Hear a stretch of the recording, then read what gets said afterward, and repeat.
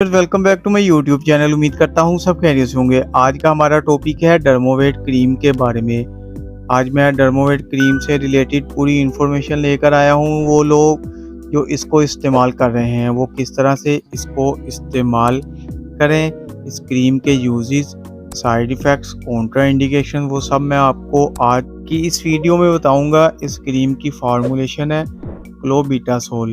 Dermovate cream दो तरह से इस्तेमाल की जाती है, एक तो मेडिकल पर्पस के लिए इस्तेमाल की जाती है और एक कॉस्मेटिक पर्पस के लिए इस्तेमाल की जाती है। तो अब हम इसके मुकम्मल यूजेस के बारे में बात करेंगे कि डर्मोवेट क्रीम के मुकम्मल यूजेस क्या हैं, इसके कॉस्मेटिक यूजेस भी और मेडिकल यूजेस भी। पहले हम इसके मेडिकल यूजेस के बारे में बात करते हैं। तो डर्मोवेट क्रीम मेडिकल यूजेस के लिहाज से देखा जाए तो ये डिफरेंट फंगल